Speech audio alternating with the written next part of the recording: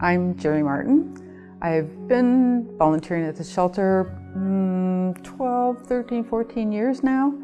And I've done various things here. I've helped in the office on Wednesday nights, but mostly I'm a cleaner. I clean kennels and catteries. It has always been my stress release. When I was working a lot of hours, I used to come home on Friday nights and clean because it just made me feel better. So it's something I don't mind doing here. A lot of people think it's kind of a nasty job, but it needs to be done, and it's so nice afterwards. And I think the animals all appreciate it too. I like working with the animals. They're all individuals, they've all got personalities. Just really enjoy that part of it. I got involved with animal care and control because I was being laid off at a company, and I knew I was going to have some time in between looking for another job, and I thought, I want to do something that's humanizing. So I thought, oh, working with animals would be good. I came for a visit and talked to the volunteer coordinator and decided, yeah, I wanted to do this. When I started, you came for a volunteer orientation, and so they explained everything about the shelter, the legal things that you had to know about.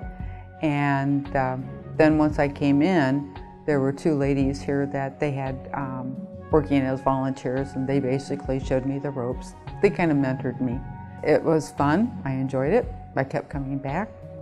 I had participated in some of the whisker wagon events where they had they would go to various places in town, and you would take some of the animals there and get them out into the public eye.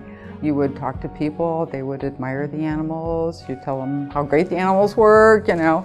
I've helped at Walk for Animals, where I helped out in registrations. One year I just kind of held everybody's dog as they were trying to sign up. Picture your pet in the park during Three Rivers Festival.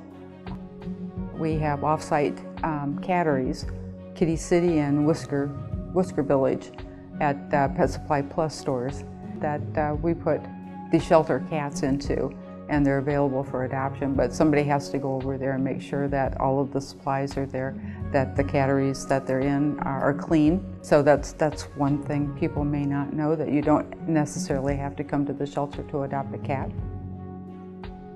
I think the other thing I learned about the shelter and over the years is the fact that the shelter's changed so much.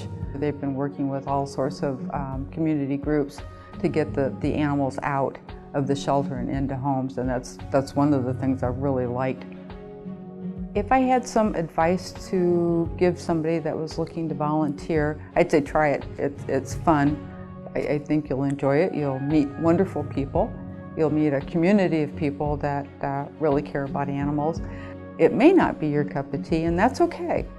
But if you're going to volunteer, I would suggest that you be committed and consider it. If you're not going to be able to come in, it's important that you let somebody know ahead of time, because you can throw everybody's schedule off.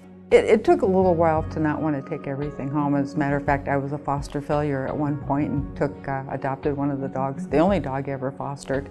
So that was something I learned about myself, is I could be a real softie. I can usually fall in love most weeks. There was one little kitten that I really fell in love with. I mean, every time that I would come in, and he was here for a couple of weeks, if I bent over, he jumped on my back and raced to the top of my head and bit me. And I loved that cat.